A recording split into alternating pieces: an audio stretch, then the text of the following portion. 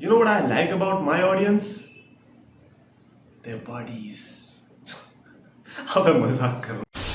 तो guys, so champions of the world, Mother DX and the best wrestling creator on this subcontinent with the best wrestling audience. And I just wanted to know one thing because मेरे को ऐसा लगता है कि एक point के बाद जैसे कि I'm 26, you start to think differently. आप अलग अलग चीजों के बारे में सोचने लगते हो. Like you think कि मेरे दिमाग में पूरे दिन WWE चल रहा होगा, but ऐसा नहीं है. Like there are troubles. You think of like weird things. Maybe future, I don't know. I just want to know that if you are in that position, and I don't think so कि मैं 17, 18, 19 साल वाले लड़के से ये particularly पूछ रहा हूँ, बट somebody जो कि मे बी कॉलेज खत्म कर चुका है, मे बी जॉब पे उसे 2-3 साल हो चुके हैं. So do you think like your life is like this कि यार क्या हो क्या रहा है, लाइक मैं सिर्फ यही करने आया था क्या? तो like I just want to know that, I just want to know your perspective because आप मेरी भी ऑडियंस रहे हो. लाइक मेरे को पता है काफी लोग तो मेरे को तब से देख रहे हैं जब वो 7th 6th क्लास में होंगे. So just wanted to know that. And with that being said, Liv Morgan से शुरू करते हैं बिकॉज यार लिव मॉर्गन के ऊपर क्या हवा फैला रखी है उन्होंने. Like Liv Morgan this, Liv Morgan that, Liv Morgan अब हॉलीवुड में जाएगी, मेरी जॉन सीना बनेगी, लिव मॉर्गन जॉन सीना से अच्छी बन के निकलेगी. यार तुम इतना काहे पीछे पड़ गए हो? चलो वो तो अच्छा है कि लिव मॉर्गन की जो आने वाली है मूवी वो बैड लेफ्टिनेंट, भाई देखो लेफ्टिनेंट ही बोलते हैं हमारे वहाँ. अब उसकी स्पेलिंग ल्यूटिनेंट करके होती है, मेरे को नहीं पता बोलते क्या है, बट वो बैड लेफ्टिनेंट करके मूवी आने वाली है, उसके अंदर लिव मॉर्गन होने वाली है. सो उसके लिए बहुत लोग एक्साइटेड है कि WWE से ब्रेक लेगी और फिर लिव मॉर्गन जब आएगी ना वो बहुत बड़ी स्टार बनकर निकलेगी. अरे यार देखते हैं अभी से हम क्या सोचना, क्योंकि अगर मान लो वो बड़ी स्टार बन गई तो मेरा कद्दू दोबारा वो WWE में वापस आएगी. ये सब नखरे भाई. द रॉक जैसा बंदा नहीं आता, द रॉक जैसा को फिक्र नहीं होती भाई. वो तो देगा तुम्हारा बैड ब्लड में आएगा, फिर सीधा कहेगा एफ ऑफ ब्रो, ये 1 2 and 2. Just speaking of fingers, Roman Reigns is back to his home. भाई कह रहे कि अब रोमन रेंस जून में आएगा, जून में. अबे क्या मेरे बर्थडे पे आने वाला है सीधा भाई. रोमन रेंस का खुद का बर्थडे 25 मई को आता है. कोइंसिडेंटली उस दिन मेरा सिस्टर का भी बर्थडे आता है. मैं कह रहा यार तेरा सही है भाई, तेरा तो एक बड़े सुपरस्टार के साथ बर्थडे आता है. मैंने अपना चेक किया, मेरा आता ही नहीं है किसी बड़ा तो छोड़ो, कोई नॉर्मल सुपरस्टार ही नहीं आता. मैं कह रहा यार चलो छोटा मोटा कोई सेथ रॉलिंस ही दे देते. यार I started to love Seth Rollins, but यार ये डिग्स नहीं छोड़ रहा हूं मैं. कितना गलीज आदमी हूं, बट ये तो हर्ट हुआ होगा कि यार रोमन रेंस नहीं आने वाला. लाइक आपने इतना अच्छा मैच दिया, आप स्टोरी को फॉलो कर सकते थे, बट यू आर लाइक ना. मैंने इतनी तगड़ी एक्सरसाइज करी, इतनी अच्छी बैक बनाई, इतनी अच्छी बॉडी बनाई, why? So that I can take a break. भाई मैं सोच रहा था कि वो बंदा बैक की एक्सरसाइज इसीलिए कर रहा है ताकि उस पर चेयर शॉट पड़े तो वो झेल सके. वो बैक की एक्सरसाइज इसलिए कर रहा है ताकि वो बेड पर जाके आराम से लेट सके. आई बढ़िया है. मुझे ना बैकलैश के बारे में भी बात करनी, बट चलो बैकलैश के बारे में भी बात करेंगे लास्ट में. वही है मेन टॉपिक तो वही है, बट निकी बेला के बारे में सबसे पहले मेरे को बात करनी थी. यूजुअली होते हैं ना सुपरस्टार्स को क्या आता है कि आई होप कि मैं दोबारा से WWE के अंदर वापस आऊं और मे बी ये मैच करूं, मे बी ये राइवलरी में जाऊं, मे बी इस चैंपियनशिप के लिए जाऊं. निकी बेला का अलग है, वो अभी तक वो डीवस एरा में ही घुसी पड़ी है. कहती है कि आई वांट कि टोटल डीवस वापस आ जाए. तेरी लाइक क्या 2015 ही चल रहा है, 1995 2025 चल रहा है. एंड शी इज सेइंग कि टोटल दिवस वापस आ जाए, पुरानी कास्ट भी रहे उसमें, न्यू कास्ट भी रहे. पुरानी कास्ट बोल दिया ताकि मुझे भी वो लोग ले ले. अरे यार भाई टोटल दिवस अब कोई ना देखता भाई. अगर किसी को ये बूटी ऐस वैस देखनी है, NXT देख रहे हैं लोग. शॉन माइकल्स ने यहाँ पे उठाया हुआ है जिम्मा के, भैया इफ यू वांट बूटी check NXT. And that's the Barna by Austin 316. भाई मैं Austin 316 यार Austin 316 के बारे में बात करते पता नहीं मेरी आवाज है ऐसे होने. Austin 316 said that, but Austin 316 ने बोला कि भाई मैं ना एक एग्जीबिशन मैच करने के लिए तो रेडी हूँ. देखो यार आप एग्जीबिशन मैच पता नहीं क्यों बोल रहे हो. आप अगर मेन इवेंट में भी हमको मैच दे दोगे ना, आपका हम झेल लेंगे. बिकॉज एटलीस्ट आप पसंद तो करते हो WWE. आप तो ओनर भी नहीं हो फिर भी आके लड़ रहे हो, वो भी बियर पी के. कुछ लोग तो ऐसे बिल्कुल फिट फाट होके दिखाते हैं सोशल मीडिया पे, हम तो बहुत तगड़े, हम तो WWE के मालिक है, और बस उंगली दिखा के चले जाते हैं. उंगली आप भी दिखाते हो, और आपकी उंगली जब लगती है ना तो ऐसा लगता है घुसा दो भाई मजा आ जाएगा. लेकिन रॉक की उंगली नहीं सही जाती भाई. ऑस्टिन आप बेस्ट हो यार. एटीट्यूड एरा के किंग हो ऑस्टिन यार आप. और ऑस्टिन ने बोला कि मेरे को एक एग्जीबिशन मैच के लिए कोई दिक्कत नहीं है. तो यार अगर ऐसा भी होता है तो कौन उसको ओपोनेंट होना चाहिए? Personally I would want CM Punk. But क्योंकि बंदे ने एग्जीबिशन मैच बोला है तो सीएम पंक के साथ कोई मैच होगा, वो एग्जीबिशन तो होगा नहीं, वो तो फिर बड़ा ही मैच जाएगा। तो कोई छोटा सुपरस्टार जैसे कि मे बी सेथ रॉलिंस। यार आई एम सॉरी, ये जब मजाक है बस। यार ये हल्क होगन और एरिक बिशॉफ मिलके कोई नई कंपनी खोल रहे हैं रेसलिंग की। इसका तीसरा मेंबर रिवील होने वाला था, जैसे पता नहीं बड़ी एनडब्ल्यूओ चल रही होगी और हर कोई कह रहा विंस मैकमैन है ये पक्का भाई। अगर विंस मैकमैन होता जेन्युइनली तो बौखला जाता भाई सब पूरी दुनिया। लेकिन ये था कोई इजी मार्टिनेज, कोई कोच है, पता नहीं कोई एमएमए का कोच है, रेसलिंग का कोच है, I don't even know, but ये है और इस पे अकड़ रहे इतना। मैंने कहा भाई होगन तू जाके बियर ही बेच अपनी, तू कहाँ ये रेसलिंग प्रमोशन के चक्कर में पड़ा है, तू जाके ठेला लगा उसमें रियल अमेरिकन बियर बेच, वो बढ़िया लगेगा। आएगा फिर कोडी रोड्स भी पीछे पीछे अपनी भी बियर लेके। अच्छा दोनों की बियर सेम है क्या, रियल अमेरिकन या कोडी रोड्स की दूसरी बियर है, आई कैंट रिमेंबर कौन सी थी उसकी। अच्छा जॉन सीना फीचर्ड पोस्टर आया है, ये आप देख सकते हो इधर सैटरडे नाइट मेन इवेंट का, जो कि हमें देखने को मिलने वाला है मई में, 24 मई को देखने को मिलेगा।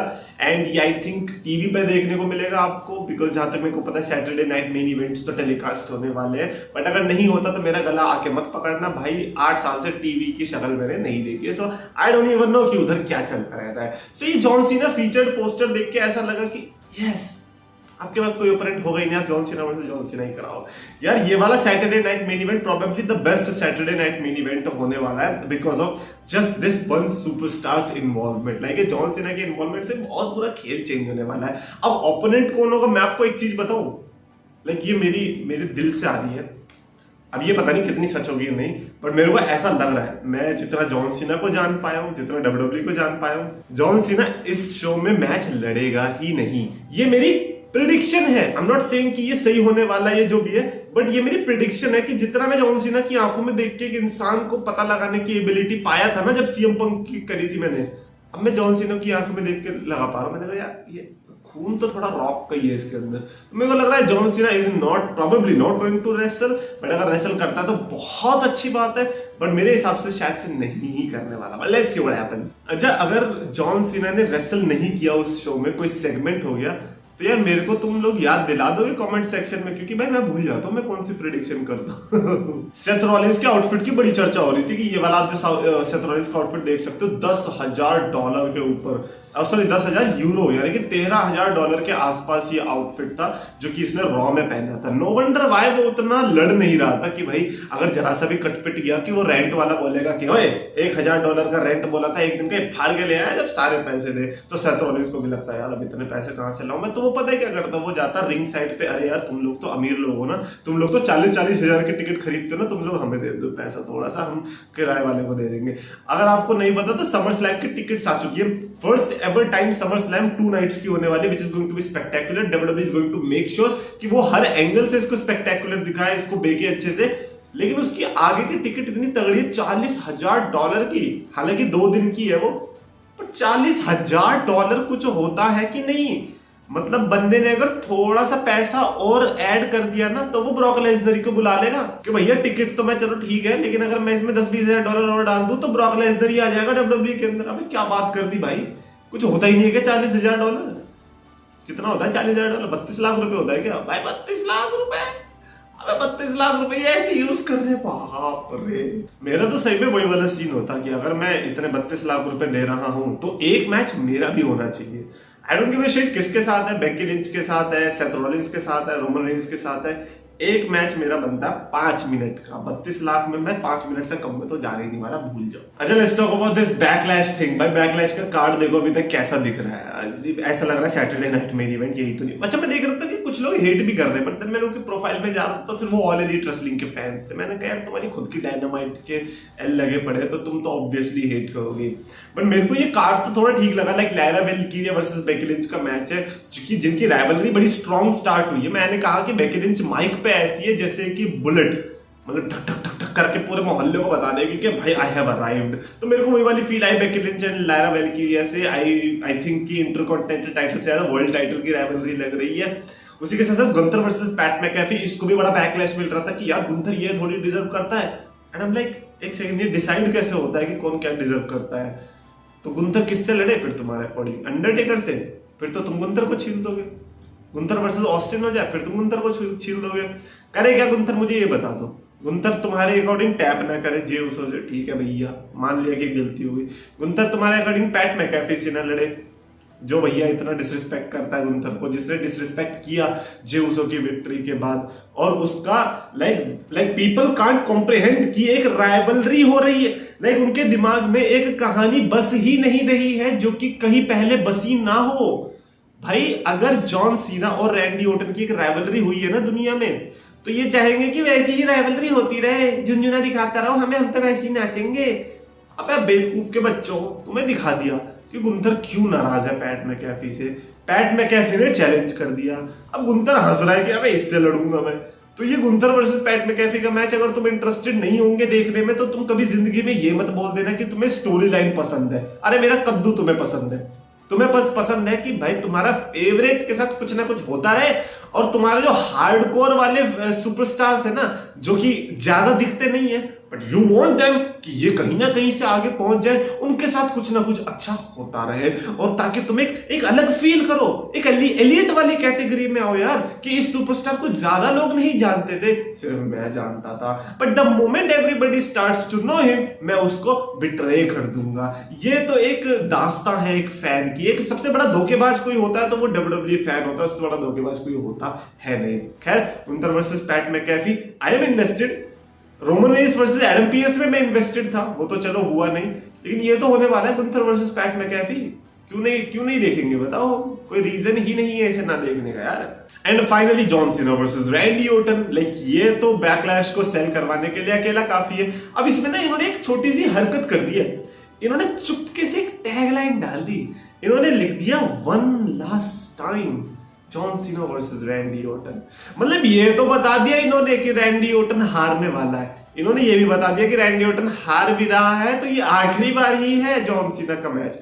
तो ये ऑब्वियसली ये जो छोटी छोटी टैक्टिक्स है ना, ये पता तो सब चलता है कि तुम क्यों कर रहे हो, ये तुम इसीलिए कर रहे हो ताकि फियर मॉन्गरिंग हो सके, और ये हो सके कि लास्ट टाइम ही होगा सीना और ओटन का, इसके बाद कभी नहीं होगा। आई थिंक मैं टिकट खरीद ही लेनी चाहिए थी, टक टक टक टक टक टिकट बाय, मैं आ रहा हूँ सेंट लुइस मिसौरी में आ रहा हूँ। अच्छा हमारे लिए तो ये हो नहीं पाएगा, हमें जाना होता तो चले जाते, नहीं जाना होता तो इनका बाप भी नहीं बुला पाएगा। तो अब John Cena versus Randy Orton is absolutely phenomenal match जो कि हमें देखने को मिलेगा। तो ऐसे में मेरे को बताओ बैकलैश के कार्ड में दिक्कत कहां आ रही है। 3 मैचेस अनाउंस हुए, तीनों banger according to me. So I think one of the most like strongest I would say कि बैकलैश का कार्ड पिछले 2-3 सालों में मेरे को ये दिख रहा है। 2-3 मैच इन्होंने और बैंगर ऐड कर दिया, जैसे कि जेउस और लोगन पॉल भी बढ़िया है।